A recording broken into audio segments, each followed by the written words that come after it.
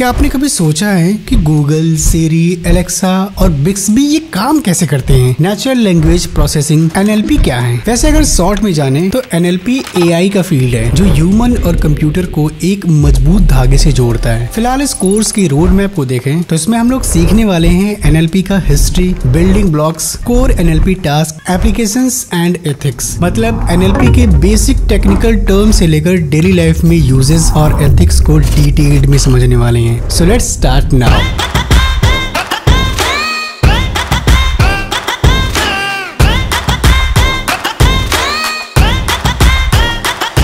तो आपके favourite apps और गैजेट्स के पीछे छुपे हुए टेक्नोलॉजी का पर्दाफाश कर इंट्रोड्यूस करते हैं NLP को। आजकल OTT प्लेटफॉर्म्स का जमाना है जिस पर हम एंटरटेनमेंट्स या एजुकेशनल कंटेंट देखते हैं और कुछ पर बनाते भी हैं, लाइक YouTube। सपोज आपने इस वीकेंड नेटफ्लिक्स पर मूवीज या वेब सीरीज देखने का प्लान किया और south Korean thriller TV series squid game देखा। देन नेक्स्ट वीक कोई हॉरर फिल्म देखी। अब ऐसे में नेटफ्लिक्स आपके व्यूइंग हैबिट्स को एनालाइज करता है और एक स्मार्ट रिकमेंडेशन देता है, जैसे एक पर्सनल केयर टेकर हो जो आपसे ज्यादा आपको जानता हो कि आपको क्या देखना पसंद है और आने वाले दिन या वीकेंड में आप क्या देखोगे। तो ये सब कमाल है NLP का, जिसका full form natural language processing है। मैथमेटिकली देखें तो NLP आर्टिफिशियल इंटेलिजेंस का एक सबसेट है जो कंप्यूटर साइंस और लिंग्विस्टिक जो साइंटिफिक स्टडी ऑफ लैंग्वेज है, इनके बीच का कॉमन कनेक्शन बनाता है, जिसका काम होता है कंप्यूटर्स को ह्यूमन लैंग्वेज समझाना, इंटरप्ट करना और रिस्पॉन्स देना।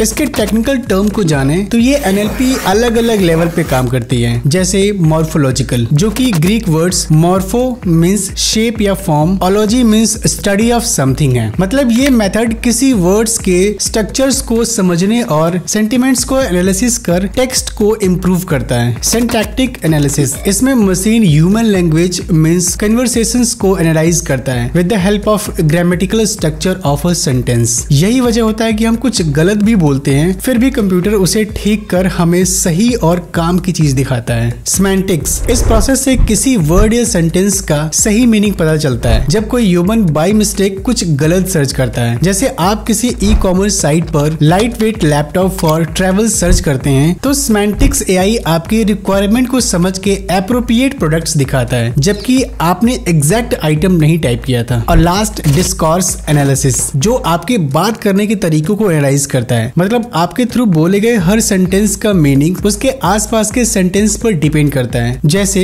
राहुल ने कहा कि बारिश की वजह से मैच कैंसिल हो गया, सब दुखी हो गए। तो यहाँ दुखी होने का मतलब तभी समझ में आएगा जब हम पहले और बाद वाला सेंटेंस समझेंगे। तो इस तरह से हमारे chatbot, AI voice assistant, applications, websites like Netflix, Amazon prime, YouTube जैसे OTT प्लेटफॉर्म्स काम करते हैं और हमें हमारी लैंग्वेज और इंटरेस्ट को समझ के स्मार्ट सपोर्ट देते हैं। अब चलते हैं 20th सेंचुरी में, जहां से NLP की शुरुआत हुई। एक Swiss linguistic professor Ferdinand de Saussure ने लैंग्वेज को एक सिस्टम के रूप में समझाने की कोशिश की। उन्होंने बताया कि लैंग्वेज एक स्ट्रक्चर है जिसमें वर्ड्स और साउंड्स की मीनिंग उसके आपसी संबंधों पर डिपेंड्स होता है। मतलब किसी भी वर्ड्स का मीनिंग फिक्स नहीं होता, बल्कि कॉन्टेक्स्ट के आधार पर बदलता रहता है। जैसे इस क्लिप को देखिए। बड़ी करके बोला अच्छा है तो मतलब साख में है, तुम्हारी अम्मा का एक्सीडेंट हो गया, अच्छा कुछ आया समझ में? तो यही सेम व्यू आज की मॉडर्न कंप्यूटर लैंग्वेज में भी अप्लाई होता है। इन विचारों के साथ 1913 में सॉसर की मृत्यु हो गई और वे अपने थॉट्स को पब्लिश नहीं कर पाए। बाद में उनके दो कलीग्स ने फर्डिनेंड के लेक्चर नोट्स को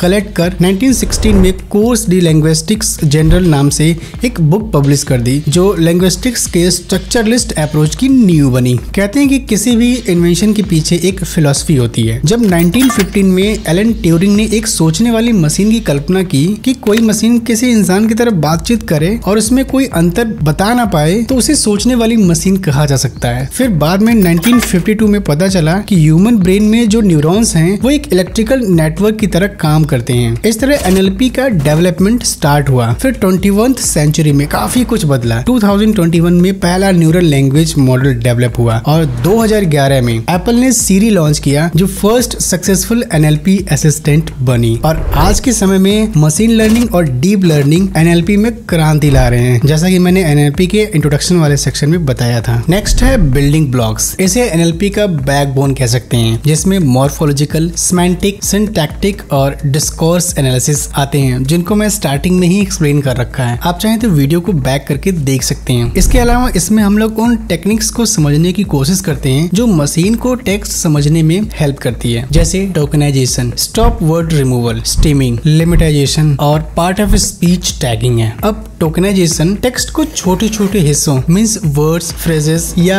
सिंबल्स में तोड़ता है, जिससे एनालाइज करने में काफी आसानी होती है। स्टॉप वर्ड रिमूवल्स में common words like and, the, a को हटाना, क्योंकि ये सेंटेंस को मीनिंगफुल बनाने में काफी प्रॉब्लम क्रिएट करती हैं। स्टीमिंग प्रोसेस से वर्ड्स को उसके रूट फॉर्म में ले आते हैं, मतलब सभी suffixes like ING, and, S को रिमूव करना, जैसे रनिंग, रनर्स। इसका रूट वर्ड रन है। इसके क्विकली रिस्पॉन्स की वजह से सेंटेंसेस के कॉन्टेक्स्ट का ध्यान नहीं होता है। इसलिए एक दूसरा स्टेप है लिमिटाइजेशन, जो स्टनिंग प्रोसेस का एडवांस वर्जन है। इसमें कॉन्टेक्स्ट को भी ध्यान में रखते हुए वर्ड्स को डिक्शनरी फॉर्म में कन्वर्ट करता है, मतलब ग्रामर और मीनिंग्स को कंसीडर करता है, इसलिए स्टमिंग से ज्यादा एक्यूरेट होता है। And last part of speech tagging, ये वर्ड्स को ग्रामेटिकली कैटेगराइज करता है, जैसे नाउन, वर्ब्स, एडजेक्टिव एक्सेट्रा। तो इस तरह लैंग्वेज एनालिसिस के 4 लेवल्स और एनएलपी टेक्निक से मशीन किसी भी टेक्स्ट को आसानी से समझ पाता है। किसी लिखे हुए टेक्स्ट को कैटेगराइज कर उसे रिक्रिएट करने का प्रोसेस करता है कोर एनएलपी टास्क, जिसमें इंपॉर्टेंट टास्क कुछ ऐसे हैं। टेक्स्ट क्लासिफिकेशन, जैसे किसी व्यक्ति के थॉट पॉजिटिव, नेगेटिव या न्यूट्रल होते हैं, मतलब सेंटिमेंट एनालिसिस करना कि कोई किस वे में लिख रहा है या बोल रहा है, चाहे न्यूज, स्पोर्ट्स, पॉलिटिक्स हो या ईमेल फिल्टरिंग में स्पैम, प्रमोशंस या प्राइमरी इनबॉक्स मैसेजेस हो। नेम्ड एंटिटी रिकॉग्निशन, किसी टेक्स्ट के इंपॉर्टेंट हिस्से जैसे पीपल नेम, प्लेसेस या ऑर्गेनाइजेशन को आइडेंटिफाई करना। मशीन ट्रांसलेशन, बेहद जरूरी हिस्सा भाषा का कन्वर्जन है, जैसे गूगल ट्रांसलेटर जो काफी एक्यूरेट और कॉन्टेक्स्ट को ध्यान में रखते हुए ट्रांसलेशन प्रोवाइड करता है, क्योंकि ये न्यूरल मशीन मेथड पर बेस्ड होता है। एंड लास्ट टेक्स्ट समराइजेशन, किसी लॉन्ग टेक्स्ट को शॉर्ट और मीनिंगफुल समरी प्रोवाइड करना। तो जैसे जैसे एनएलपी में इम्प्रूवमेंट हो रहा है, वैसे वैसे हमारा